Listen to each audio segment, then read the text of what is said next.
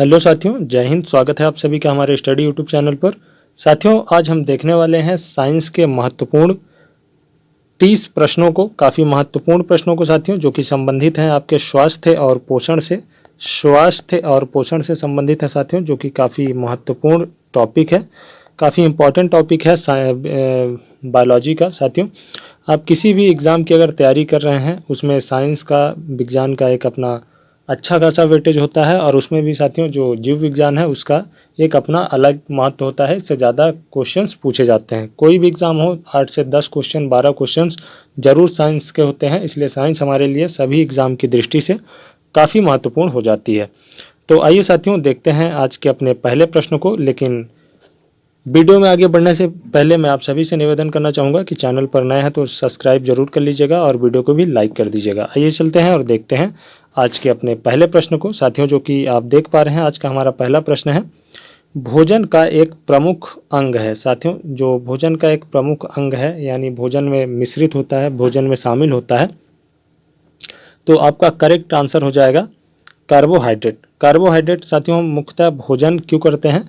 क्योंकि हमें कार्बोहाइड्रेट प्राप्त हो, और कार्बोहाइड्रेट टूटकर ही कई भागों में बट जाता है। तो आपको याद रखना है, दुनिया में कार्बोहाइड्रेट क्या है, तो दुनिया में ऐसी सारी चीज़ें जो हल्की कैसी हों, हल्की मीठी प्रतीत हों, उनमें कार्बोहाइड्रेट होता है। आइए चलते हैं और देखते हैं आज के अपने दूसरे प्रश्न को। आज का जो हमारा दूसरा प्रश्न है, कौन सा पदार्थ मानव शरीर में ईंधन का काम करता है? साथियों, ऐसा कौन सा पदार्थ है जो कि मानव शरीर में किसका काम करता है? ईंधन का काम करता है। तो आपका करेक्ट आंसर है इस प्रश्न का कार्बोहाइड्रेट। कार्बोहाइड्रेट जो है साथियों, यही जो है यह ईंधन के रूप में कार्य करता है, यही हमारे शरीर को चलाने का कार्य करता है। आइए देखते हैं आज के अपने तीसरे प्रश्न को। कैप्सूल का आवरण बना होता है। साथियों, जो कैप्सूल होती है, टैबलेट्स होती हैं, उनका जो बाहरी आवरण होता है वह किसका बना होता है? तो आपका करेक्ट आंसर हो जाएगा इस प्रश्न का, यह बना होता है किसका? स्टार्च का। आपको याद रखना है, यह प्रश्न भी कई बार पूछा जा चुका है, इसलिए काफ़ी महत्वपूर्ण प्रश्न है कि कैप्सूल का जो बाहरी आवरण है साथियों, वह किसका बना होता है? तो वह बना होता है, आपको पता हो गया है, स्टार्च का। हालांकि आपको पहले से भी पता रहा होगा। शहद का प्रमुख घटक है। साथियों, जो शहद का प्रमुख घटक है वह कौन सा है? तो आपका करेक्ट आंसर हो जाएगा, शहद में मुख्यतः कौन सी शर्करा पाई जाती है? तो आपको याद रखना है, फ्रैक्टोज। फ्रैक्टोज जो होता है साथियों, इसी के कारण शहद जो होता है, शहद की जो मिठास होती है, मीठापन होता है, वह किसके कारण होता है? फ्रैक्टोज नामक शर्करा के कारण होता है। आइए चलते हैं और देखते हैं आज के अपने पांचवें प्रश्न को। निम्न में से कौन सी शर्करा तत्काल ऊर्जा प्रदान करती है? साथियों, तत्काल ऊर्जा कौन सी शर्करा है जो कि हमें तत्काल ऊर्जा प्रदान करती है? तो आपका करेक्ट आंसर हो जाएगा इस प्रश्न का ग्लूकोज। ग्लूकोज साथियों जो है, यह कार्बोहाइड्रेट का ही एक अंग है, कार्बोहाइड्रेट का एक टूटा हुआ भाग है, और साथियों ग्लूकोज जो है, इससे हमें तत्काल ऊर्जा प्राप्त हो जाती है। शहर में माफ़ी चाहूँगा, यहाँ पे शहद होगा, शहद में मुख्यतः पाया जाता है। तो आप अभी देख चुके हैं कि शहद में क्या पाया जाता है साथियों, शहद में कार्बोहाइड्रेट पाया जाता है। कौन सा कार्बोहाइड्रेट पाया जाता है? तो आपने अभी देखा था कि शहद में फ्रैक्टोज पाया जाता है। फ्रैक्टोज जो है साथियों, यह शहद में पाया जाता है। तो आपको याद रखना है, फ्रैक्टोज जो है यह शहद में पाया जाता है। ये चलते हैं और देखते हैं आज के अपने सातवें प्रश्न को। सर्वाधिक ऊर्जा प्रदान करता है। साथियों, हमारे शरीर को सर्वाधिक ऊर्जा प्रदान कौन करता है? तो आपका करेक्ट आंसर है इस प्रश्न का कि हमारे शरीर को सर्वाधिक ऊर्जा मिलती है कार्बोहाइड्रेट से। कार्बोहाइड्रेट से साथियों हमारे शरीर को सर्वाधिक ऊर्जा मिलती है। यह सभी के सभी प्रश्न साथियों पिछले कई प्रतियोगी परीक्षाओं में पूछे जा चुके हैं, और आगामी जो आपकी 2024-25 की जो भी एग्ज़ाम्स हैं उसमें काफ़ी महत्वपूर्ण होने वाली हैं। इसलिए वीडियो के अंत तक जरूर बने रहिएगा, काफ़ी महत्वपूर्ण है आपके सभी परीक्षाओं की दृष्टि से। मानव शरीर में कार्बोहाइड्रेट पुनः संग्रह होता है। साथियों, मानव के शरीर में जो कार्बोहाइड्रेट है वह पुनः किस रूप में संयोजित होता है, यह कहना चाह रहा है यहाँ पे प्रश्न के माध्यम से। तो यह दोबारा ग्लाइकोजन के रूप में साथियों जो है, यह कार्बोहाइड्रेट पुनः हमारे शरीर में क्या होता है? संग्रहित होता है। जैसे कि अगर क्वेश्चन आता है ग्लूकोज दोबारा किस रूप में, ग्लूकोज जो है वह हमारे शरीर में किस रूप में संग्रहित होता है, तो आपको याद रखना है ग्लाइकोजन, और कार्बोहाइड्रेट भी ग्लाइकोजन। तो दोनों एक ही चीज़ है। हालांकि ग्लूकोज जो है वह कार्बोहाइड्रेट का ही एक टूटा हुआ भाग है, खंडित भाग है। तो आपको याद रखना है एथलीट को किससे जल्दी और ज़्यादा ऊर्जा मिलती है? साथियों, जो एथलीट होते हैं, धावक होते हैं, उनको किससे ज़्यादा ऊर्जा प्राप्त होती है? तो आपको याद रखना है, यह कार्बोहाइड्रेट का उपयोग करते हैं। कार्बोहाइड्रेट अभी आपने देखा था, इससे जो हमें ऊर्जा है काफ़ी जल्दी मिल जाती है। तो आपको याद रखना है, ऑप्शन डी आपका करेक्ट आंसर है इस प्रश्न का। लंबे समय तक कठोर कार्य के पश्चात मांसपेशियों में दर्द होता है। तो साथियों, यह किस कारण होता है? जब आप दौड़ के आते हैं या कुछ भी मेहनत वाला काम करके आते हैं, उसके बाद आपकी मांसपेशियों में क्या होता है? दर्द होने लगता है, अकड़न सी होने लगती है। तो यह किसके कारण होता है? तो आपको पता होना चाहिए, लैक्टिक एसिड के कारण। लैक्टिक एसिड के कारण साथियों, यह हमारे शरीर में लैक्टिक एसिड, हमारा शरीर जो है वह स्वयं लैक्टिक एसिड बना लेता है। आप सभी को पता है कि जब अवायवीय श्वसन होता है तो उस समय पे क्या होता है? लैक्टिक एसिड हमारे शरीर में बन जाता है, जिसके कारण हमारे शरीर में दर्द और अकड़न जैसी समस्या होती है। तो आपको याद रखना है, ऑप्शन डी आपका करेक्ट आंसर है इस प्रश्न का। रक्त ग्लूकोज स्तर सामान्यतः व्यक्त किया जाता है। साथियों, जो रक्त में ग्लूकोज की मात्रा है, उसे सामान्यतः किस रूप में व्यक्त किया जाता है?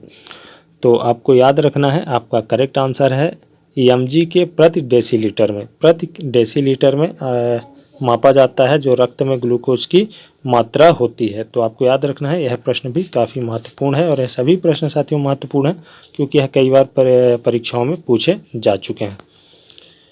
प्रोटीन निर्माण में कितने अमीनो अम्ल आवश्यक होते हैं? साथियों, जो प्रोटीन निर्माण में कुल कितने अमीनो अम्ल होते हैं, कितने अमीनो अम्ल हिस्सेदारी लेते हैं? तो आपका करेक्ट आंसर इस प्रश्न का 20 जो अमीनो अम्ल होते हैं, यह क्या लेते हैं? हिस्सा लेते हैं प्रोटीन के निर्माण में। तो ऑप्शन सी आपका करेक्ट आंसर है, और यह प्रश्न भी काफ़ी महत्वपूर्ण है आपके परीक्षाओं की दृष्टि से।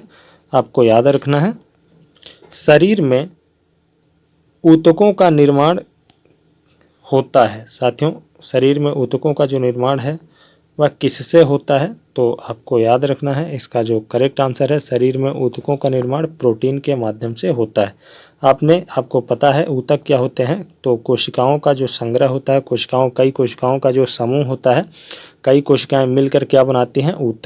ऊतक का निर्माण करती हैं। और इसमें इसकी जो छोटी इकाई है साथियों, क्या कह सकते हैं आप?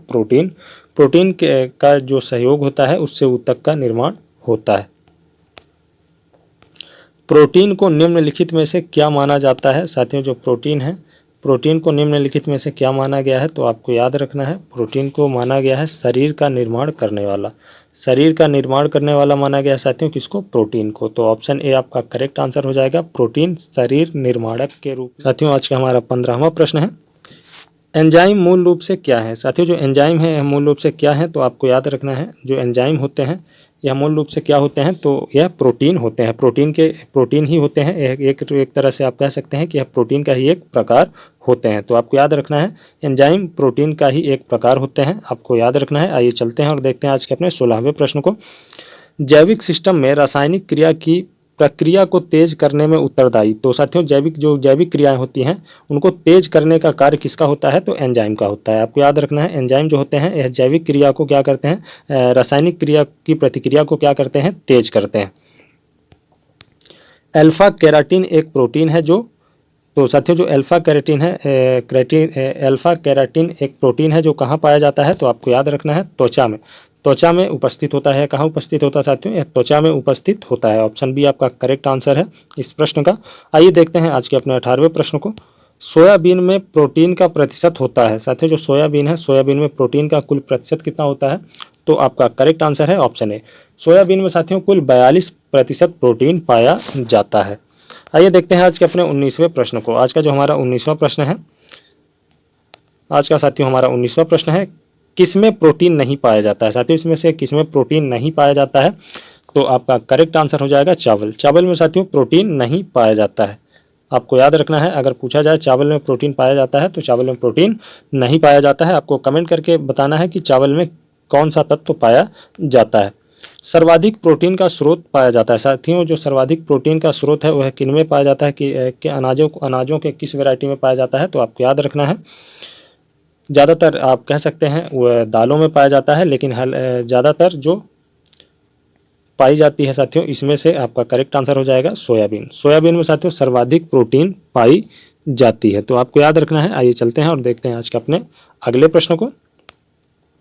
शाकाहारी अधिकतम प्रोटीन पाते हैं। साथियों जो शाकाहारी व्यक्ति हैं वह अधिकतम प्रोटीन कहाँ से प्राप्त करते हैं, तो अभी जो हम बात कर रहे थे दालों से। दालों जो साथियों जो दाल है इनसे जो है ज़्यादातर प्रोटीन प्राप्त करते हैं जो शाकाहारी होते हैं।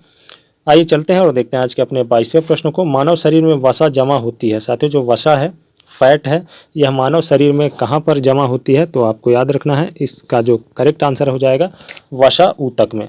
वसा ऊतक में साथियों वसा जमा होती है, आपको याद रखना है, एकत्रित होती है। विटामिन शब्द किसने प्रतिपादित किया था, तो साथियों विटामिन की खोज जो है वह किसने की, विटामिन शब्द जो है साथियों उसको किसने प्रतिपादित किया था, यहाँ पे पूछा गया है विटामिन शब्द को किसने प्रतिपादित किया था। तो आपका करेक्ट आंसर हो जाएगा इस प्रश्न का कि जो विटामिन है, विटामिन शब्द का प्रतिपादन किया था फंक ने।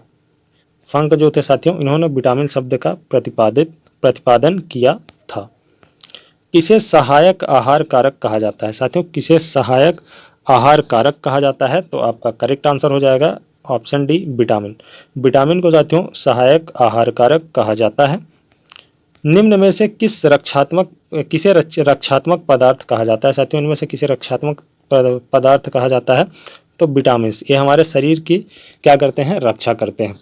आइए चलते हैं और देखते हैं आज के अपने अगले प्रश्न को। विटामिन ए का कौन सर्वोत्तम स्रोत है, साथियों जो विटामिन ए है सर्वाधिक किसमें पाया जाता है, तो आपका करेक्ट आंसर है इस प्रश्न में से गाजर। गाजर साथियों जो है यह विटामिन ए का एक अच्छा खासा स्रोत माना जाता है, तो आपको याद रखना है। मानव शरीर में विटामिन ए का भंडार कहाँ होता है, साथियों जो एकत्रित होता है यह विटामिन ए कहाँ एकत्रित होता है, तो आपको याद रखना है यकृत में। यकृत में साथियों जो विटामिन ए है इसका यह संचित होता है, एकत्रित होता है।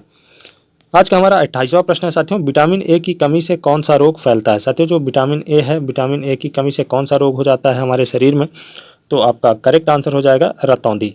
इसमें साथियों रात में दिखना क्या होता है, बंद हो जाता है रतौंधी में। आपको याद रखना है विटामिन डी की कमी से रिकेट्स हो जाता है, जिसमें बच्चों में हड्डियाँ कमज़ोर हो जाती हैं।